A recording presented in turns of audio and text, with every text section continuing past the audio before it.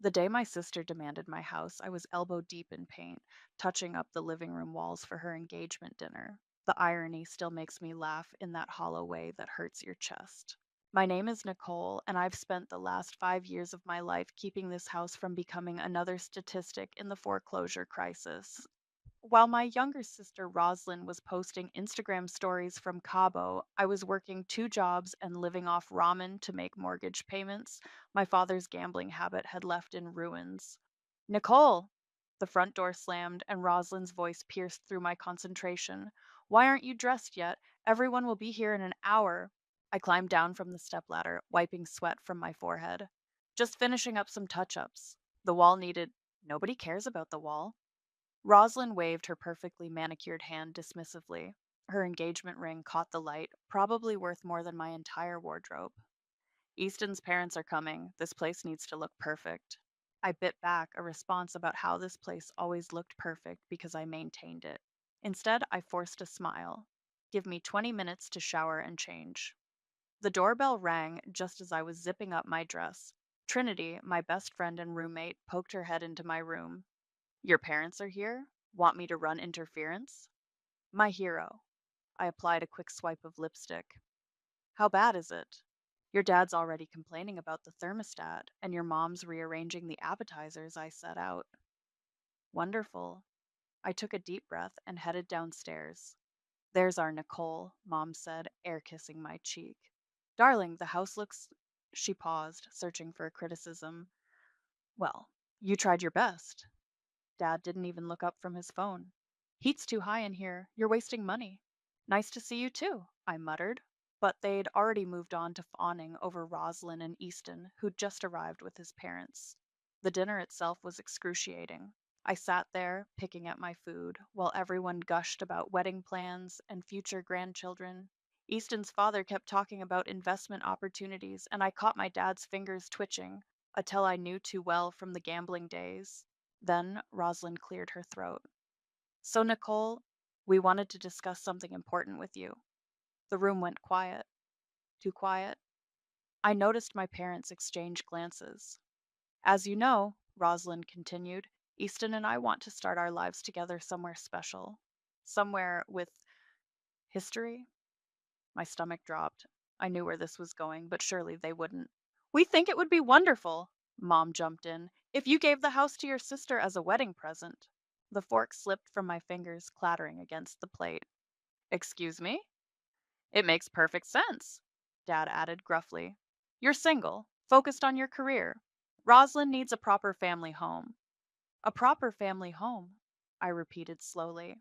You mean the home I saved from foreclosure? The one I've been paying for since I was 22? Rosalind rolled her eyes. Don't be dramatic. We all helped. All helped? I stood up so fast my chair scraped against the floor. Where was your help when I was working 60-hour weeks, when I had to drop out of college to make the payments? Now, Nicole, Mom's voice took on that sickly sweet tone she used when trying to manipulate me. We're family. Family supports each other.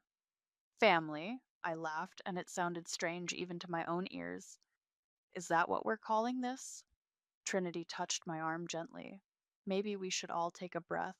No need, I said, suddenly calm. I'll think about it. The relief on their faces made me sick. They thought they'd won, just like always. Rosalind beamed, already pulling up Pinterest boards on her phone to show Easton's mother renovation ideas. Later that night, after everyone left, I sat alone in my kitchen, staring at the business card Luke, my realtor friend, had given me months ago. I'd kept it, just in case, just for a moment like this. My hands didn't shake as I dialed his number. Luke, it's Nicole. Remember that conversation we had about selling? I'm ready. When I hung up, Trinity was standing in the doorway. You okay? No, I said honestly, but I will be. I looked around at the walls I'd painted, the floors I'd refinished, the life I'd built while they took and took and took. Something inside me hardened, like concrete setting. They wanted my house? Fine. But they were about to learn what happens when you push the family doormat too far. Luke's office smelled like coffee and fresh printer paper. He spread the documents across his desk, pointing to each signature line with practiced efficiency. Once you sign these, the sale is final, he said. The investors are offering cash, which means we can close in 48 hours. Are you absolutely sure about this? I picked up the pen. How much again? 425. Enough to clear the mortgage and walk away with a decent cushion. My hand hovered over the paper. 5 years of my life, reduced to a number on a page. I thought about all the overtime shifts, the missed vacations, the credit card debt I'd racked up keeping this house afloat. Do it, I said, and started signing. Trinity was waiting outside in her car. Well, it's done. I buckled my seatbelt. They take possession on Thursday. Nicole, she grabbed my hand. Once you do this, there's no going back. Your family isn't family. I pulled my hand away. They're just people who got really comfortable using me. My phone buzzed. A text from Roslyn. Having engagement photos taken at the house tomorrow. Make sure the lawn is mowed. I showed Trinity the message. She whistled low. The audacity. Oh, it gets better. I scrolled through more texts. Mom's already planning the reception. Dad's talking about converting my home office into a nursery. They really think you're going to hand it over, don't they? They don't think. They expect. The next morning, I drove past the house on my way to work. A photographer was setting up equipment while Rosalind posed on my front porch in a flowing white dress. Mom directed the scene like a Hollywood producer, rearranging potted plants I'd spent years cultivating. I kept driving. At Sunday brunch, a tradition Mom insisted on maintaining, Rosalind held court at the local cafe, surrounded by wedding magazines. The caterers need a final head count, she announced. Nicole, you're not bringing anyone, right? We'll just put you at the singles table. Actually, I said, stirring my coffee, I might not make it. The table went silent. What do you mean, you might not make it? Mom's voice could have frozen hell. It's your sister's wedding. At my house, Rosalind added, where you're basically just the house sitter at this point. Dad lowered his newspaper. Nicole, enough with the attitude. Your sister needs. I have to go. I stood up, throwing cash on the table. Work stuff. On a Sunday? Mom scoffed. Since when do you?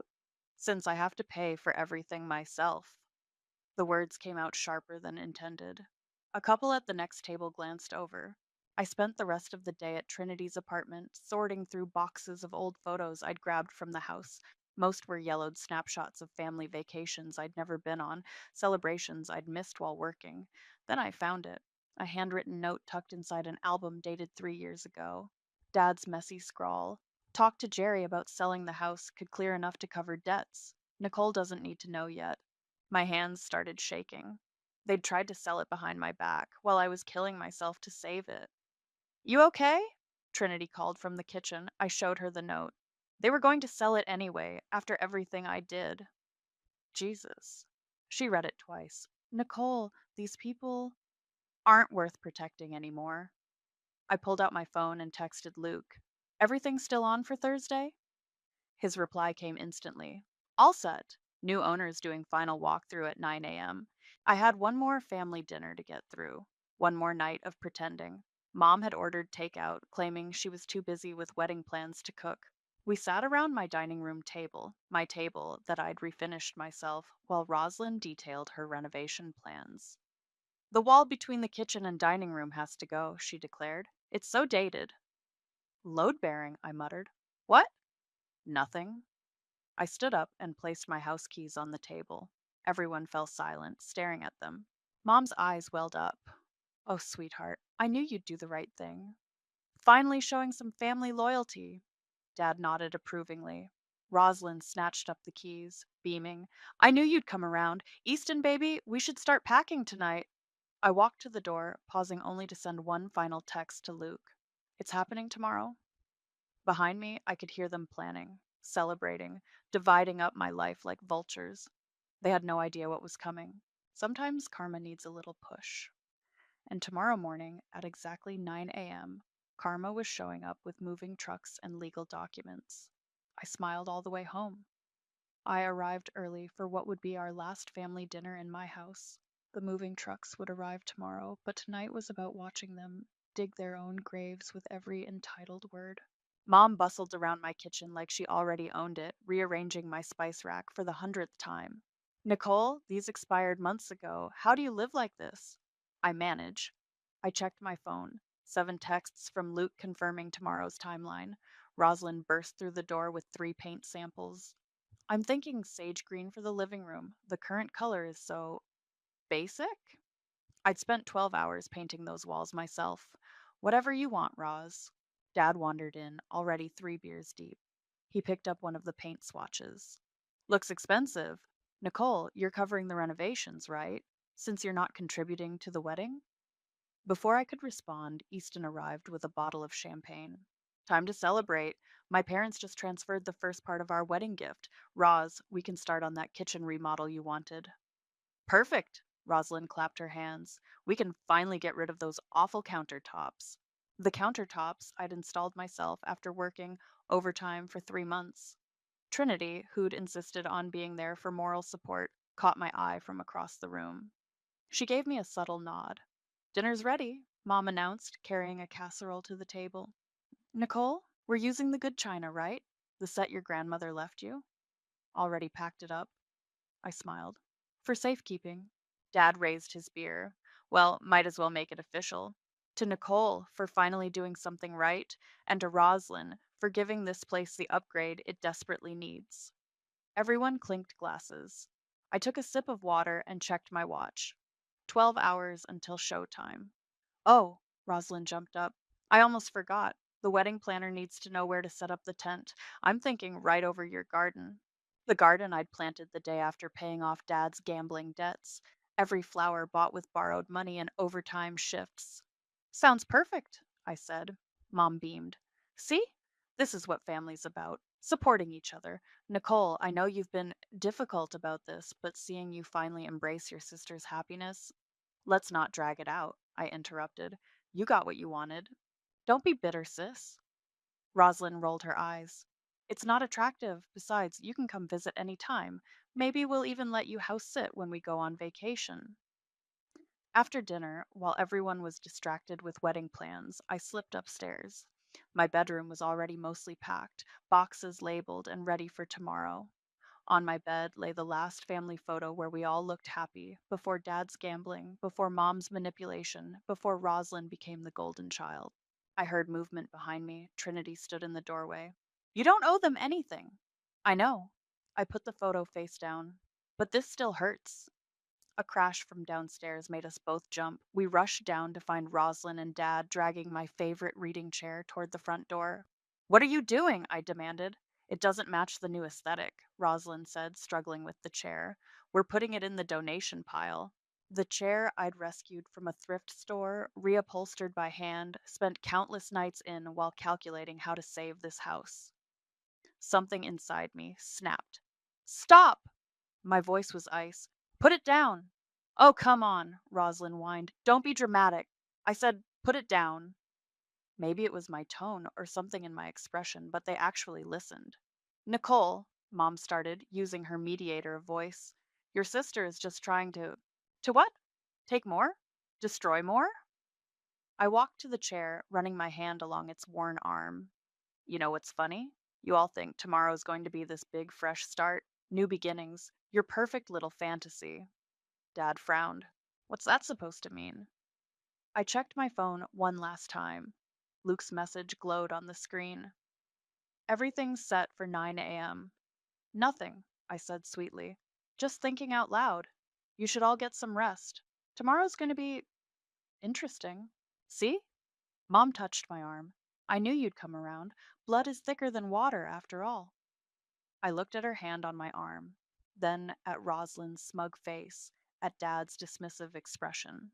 5 years of sacrifice, reduced to a footnote in their perfect family narrative. You're right, Mom. I gently removed her hand. Blood is thicker than water. And tomorrow you're all going to learn exactly how thick it is. They laughed, probably thinking I was making some clumsy attempt at a toast. But Trinity saw my expression and quickly made excuses for us to leave. In the car, she asked, Ready for tomorrow?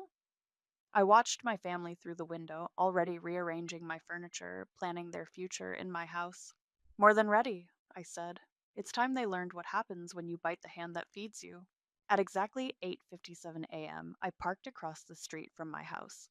Luke's car was already there, along with two moving trucks and a silver Mercedes I didn't recognize. Right on schedule, Trinity said from the passenger seat. You ready? I watched the new owners, a well dressed couple in their 40s, step out of the Mercedes. Luke greeted them with a handshake. Three, two, one. I counted down. Right on cue, Mom's SUV screeched around the corner. She barely put it in park before jumping out, face twisted in confusion. Dad's truck pulled up seconds later, followed by Rosalind's BMW. What's going on? Mom demanded, marching toward Luke. Who are these people? Luke smiled professionally. Good morning. I'm the realtor handling the sale. You must be the previous tenant's family? Sale? Rosalind shrieked. What sale? I stepped out of my car, Trinity right behind me. Dad spotted me first. Nicole. He stormed over. What the hell is this? This, I said calmly, is the new owners taking possession of their property. Mom's face went white. What are you talking about? You gave us the keys. I gave you my spare keys. The deed's been in my name for 5 years, and now it's in theirs. I gestured to the couple who were watching the scene unfold with growing discomfort. You can't do this! Rosalind lunged forward, but Easton caught her arm. We're supposed to live here. The wedding is your problem now. I handed Luke the final paperwork. The house is sold. I'm calling the police. Mom fumbled with her phone. Go ahead. I shrugged. The sale's legal. I have every right to sell my property. Your property? Dad's face turned purple. We're your family. Family? I laughed. Family doesn't try to sell the house behind my back while I'm working 2 jobs to save it. Yeah, Dad, I found the note about your talk with Jerry. He stumbled back like I'd slapped him. This is insane. Easton spoke up, looking between Roslyn and me. The house was yours the whole time? Every mortgage payment, every repair, every property tax bill. I met his eyes. While your fiance was posting beach selfies, I was working overtime to keep a roof over her head.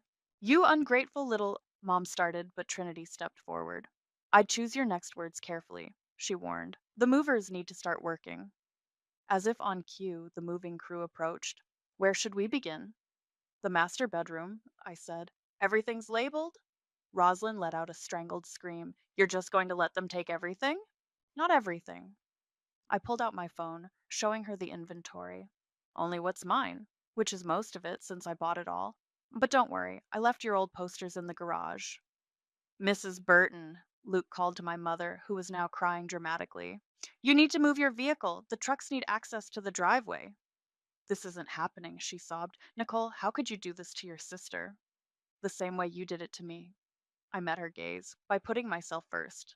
Dad grabbed my arm. You listen here? Security! Luke called out, and 2 uniformed officers stepped out of their patrol car. I hadn't even noticed them arrive. Is there a problem? Dad released me instantly.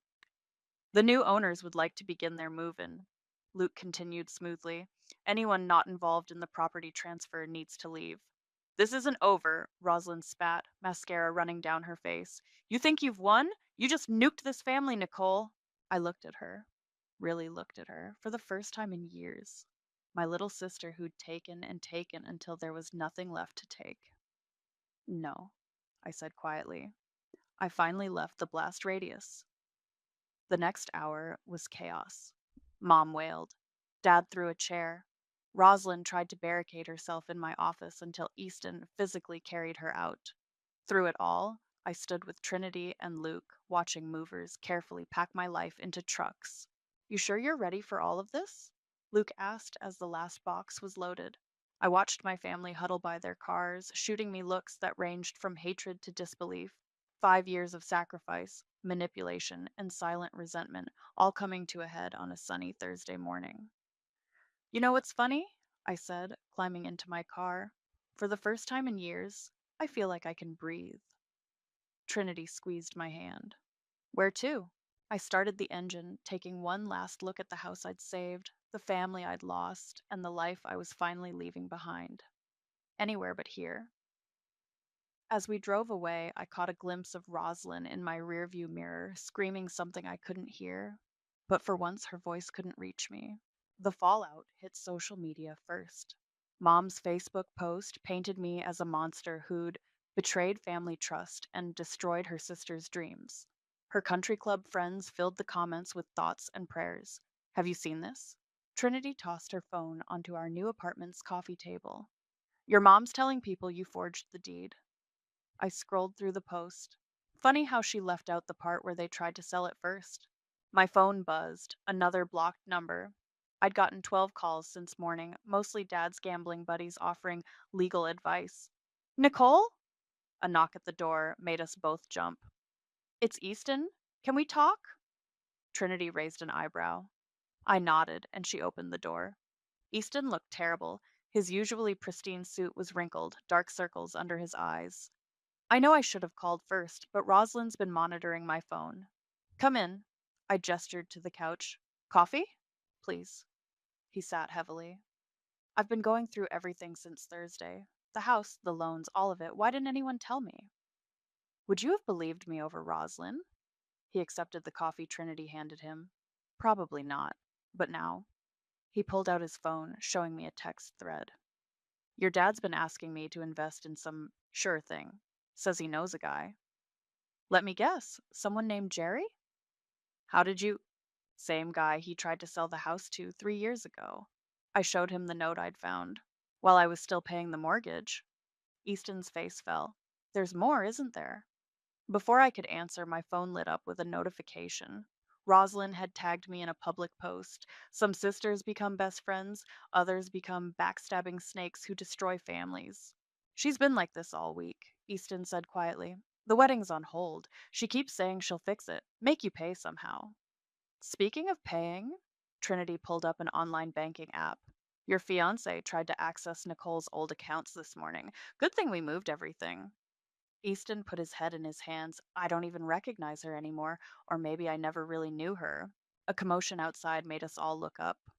Through the window, I spotted Rosalind storming across the parking lot, designer handbag swinging like a weapon.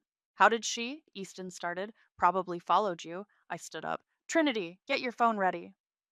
The door burst open before we could lock it. Rosalind stood there, mascara perfect despite her rage. You home wrecking bitch!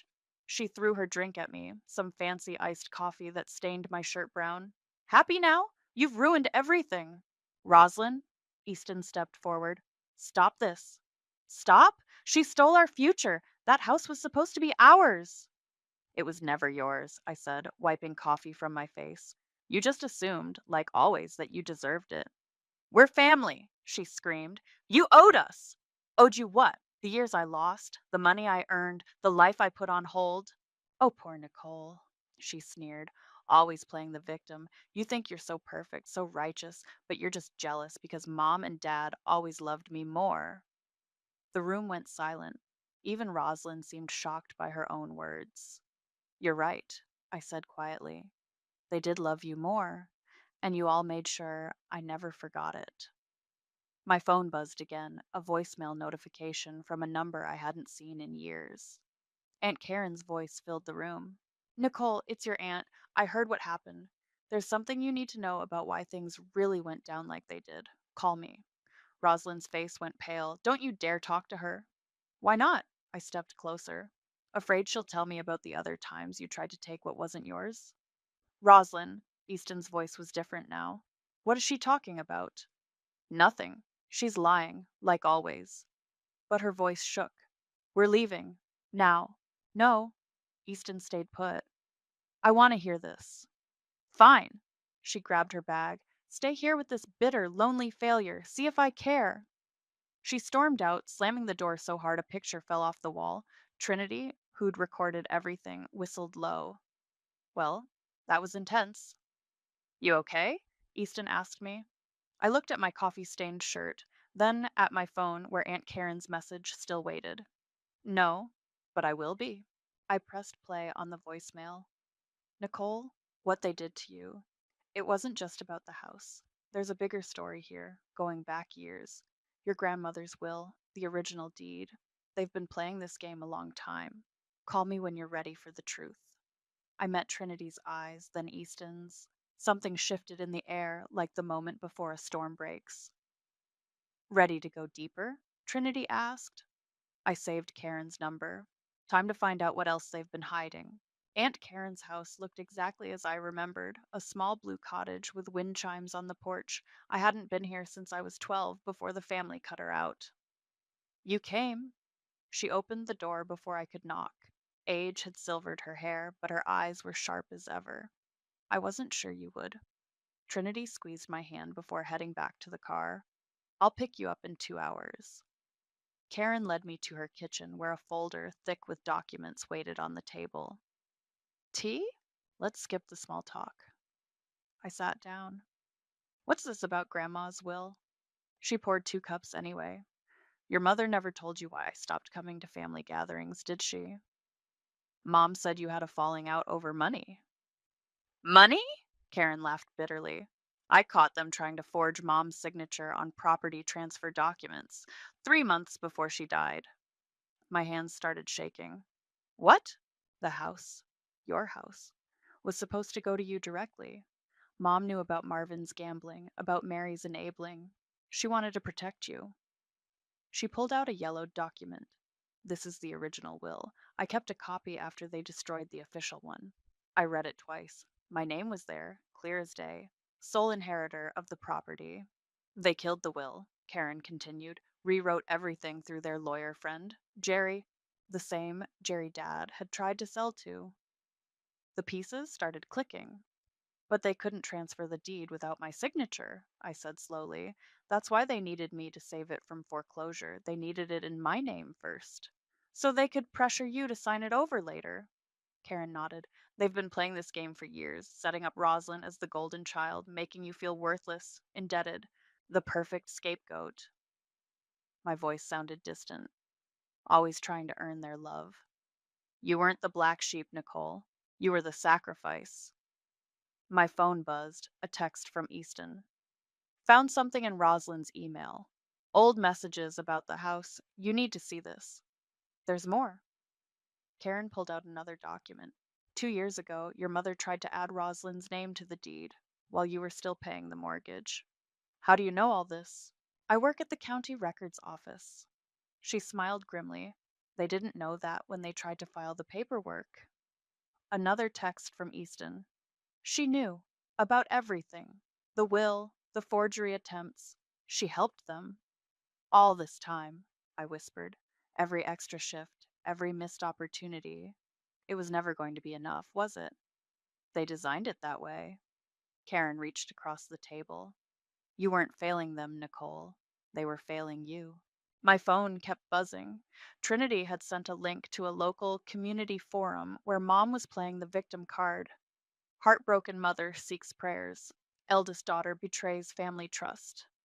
I have to do something, I said. They can't just get away with this. What are you thinking? I looked at the documents spread across the table.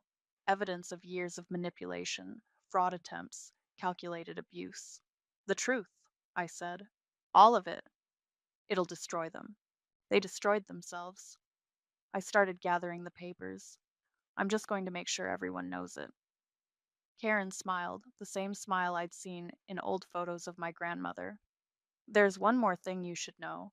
Your mother and Roslyn, they tried this before. What do you mean? She pulled up an old news article on her tablet. Remember cousin Sarah, her mental breakdown 10 years ago? I read the headline. Local woman commits suicide after family property dispute. They drove her to it, Karen said quietly. Same pattern, same manipulation. She just wasn't strong enough to fight back. My hands clenched into fists. Send me everything. What are you going to do? I thought about Rosalind's smug face, Mom's fake tears, Dad's dismissive anger, about years of gaslighting and guilt trips and calculated cruelty.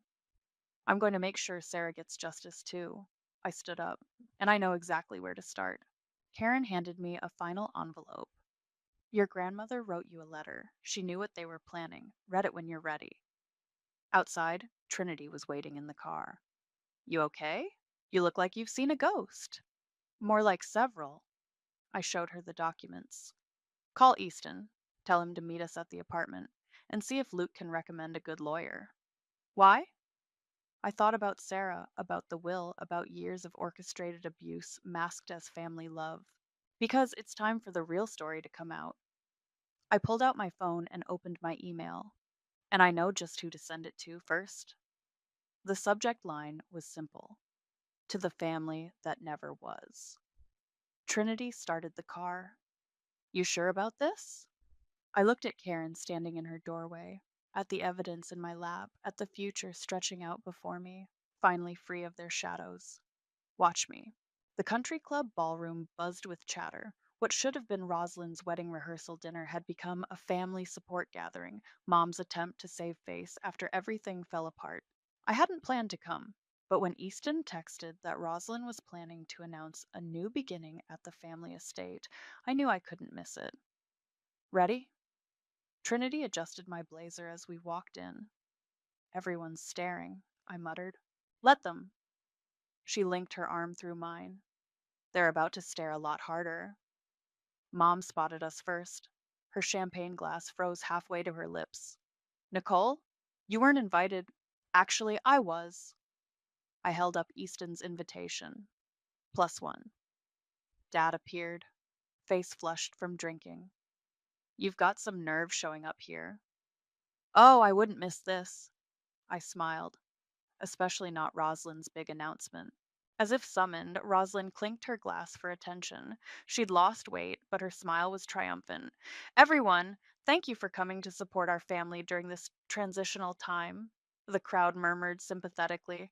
While recent events have been challenging, she continued, glaring at me, I'm thrilled to announce that Daddy's found a way to buy back our family home. The new owners accepted our offer this morning. Applause broke out. Mom wiped away theatrical tears. That's interesting, I said loudly, considering the new owners signed a non transfer clause yesterday. The room went silent. What? Rosalind's glass shook. They can't sell for at least 5 years. I pulled out my phone. Oh, and Dad? Jerry called. He said to tell you the casino's still waiting for their money. Dad's face went white. You talked to Jerry? We had a fascinating conversation about forged documents and illegal property transfers. I looked at Mom. Should we tell everyone about Cousin Sarah, too? Don't you dare, Mom hissed. What about Sarah? Someone called from the crowd. Nothing, Rosalind rushed forward. She's lying, like always. Am I? I connected my phone to the room's presentation screen because I have emails, bank records, the original will they destroyed, even the paperwork where they tried to transfer the deed behind my back. The screen filled with documents. Gasps rippled through the crowd as people started reading. Turn that off! Dad lunged for the controls, but Easton blocked him. They should see, he said quietly. Everyone should see. You helped them, I told Roslyn. You knew about Sarah, about everything. You watched them break me down for years, and you helped. I didn't, she started. Check your sent emails. I swiped to a new screen. Mom, Nicole's working late again. Perfect time to get those papers filed. More gasps. Someone started recording on their phone. You're ruining everything, Rosalind screamed. Again! No. I faced the crowd. They ruined a daughter, a sister, a cousin. They forged documents, committed fraud, drove Sarah to suicide. Lies! Mom shrieked. We're your family. Family? I laughed. Let me tell you about family. For the next 10 minutes, I laid it all out: the manipulation, the fraud attempts, Sarah's story.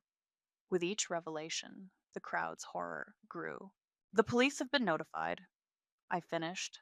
The DA's particularly interested in the forged documents, and Sarah's case is being reopened. Dad slumped into a chair. Mom's mascara ran in black rivers. You all gambled with me like some security deposit, I said, my voice carrying across the silent room, and I just cashed out. Rosalind lunged at me, but Trinity stepped between us. Touch her, and assault charges join the fraud ones. This isn't over, Rosalind spat. Actually, it is. Easton stepped forward. I've given statements to the police about everything. The crowd started moving toward the exits, whispers following them like smoke. Mom's country club friends couldn't get out fast enough. You've destroyed this family, Mom sobbed. No. I disconnected my phone. You did that years ago. I'm just making sure everyone knows why. As Trinity and I walked out, I heard Rosalind's last desperate scream, "I'll make you pay for this!" But her voice held no power anymore. The truth had stripped it away. Outside, Karen was waiting in her car. How'd it go? I showed her the video someone had already posted online. They'll never recover from this. Good. She squeezed my hand. Sarah would be proud. My phone buzzed with messages, support from strangers who'd seen the video, old friends connecting dots from years ago, reporters asking for comments. What now? Trinity asked. I watched through the window as my family's carefully constructed facade crumbled in real time. Years of lies exposed in one night. Now? I smiled. Now we let karma finish what truth started. The local news played quietly in my new office as I reviewed renovation plans with Trinity. Our home restoration business was taking off, thanks partly to the viral story of how I'd saved and sold my own house. Another email from a reporter, Trinity said, checking her phone. They want to know if you'll comment on the plea deal. Delete it. I focused on the blueprints. That chapter's closed. The news anchor's voice caught my attention. Local businessman Marvin faces up to 5 years for fraud and forgery charges. His wife Mary and daughter Roslyn await sentencing next week. Trinity muted it. You're not watching the sentencing? Karen's going. For Sarah. I traced a line on the blueprint. That's enough. My phone buzzed. Easton. He'd started his own financial consulting firm after the scandal broke. Hey, got a minute? There's someone you should meet. Client? Better. Sarah's daughter. She's 18 now, just found out what really happened. Wants to thank you. My hand froze over the blueprints. I didn't know she had. Neither did most people. Her adoptive parents kept her away from the whole mess, but she saw the video, did some digging. A notification popped up, another attempt by Rosalind to access my accounts. Even facing jail time, she wouldn't quit. Send her by the office, I said. I'll make time. After hanging up, I walked to the window. Below, construction crews worked on our latest project, converting an old factory into affordable housing, the kind of place I wished I'd had when I was struggling to save that house. Luke knocked on my door. Got those property listings you wanted? Thanks. I took the folder. How's the market? Interesting timing. He grinned. Your old house just got listed again. New owners are moving overseas. Let me guess. Rosalind's trying to buy it through a shell company. Third attempt this month. He sat down. She never learns, does she? None of them did. I opened my laptop to show him an email. Mom's still sending daily guilt trips from her sister's spare room. Dad's looking for investors for his comeback plan from prison. Trinity snorted. At least they're consistent. A young woman appeared in my doorway, barely 18, with Sarah's eyes. Ms. Nicole, I'm Hannah. Sarah was my birth mother. The room went quiet. I stood up. Come in, please. She clutched a folder. I found these in my adoption papers. Letters from my mom about what they did to her, about you. I tried to make it right, I said softly. For her. You did. Hannah smiled through tears. The trust fund they stole from her? The one they used for the house? It's been recovered. My college is covered now, just like she wanted. Trinity and Luke slipped out, leaving us alone. I have something for you too. I pulled out an envelope, the one Karen had given me. Your grandmother wrote this letter, the real one, not the version they forced her to write. Hannah's hands shook as she took it. Will you read it with me? We sat together, unfolding the last true words of a woman who'd seen through the lies, who'd tried to protect us both. My dearest Nicole, it began, if you're reading this, they've already tried to take everything. But remember, houses can be rebuilt, families can be chosen, and the truth, no matter how long buried, finds its way to light. My phone buzzed again. A text from Karen. Rosalind's sentencing just finished. 5 years. Mary got 3. They're still blaming you. I showed Hannah the message. She gripped my hand. Does it still hurt? Less every day. I looked around my office at the life I'd built from the ashes of their betrayal. They thought breaking me would make me easier to control. Instead, it made me impossible to break again. Mom would be proud, Hannah whispered, of both of us.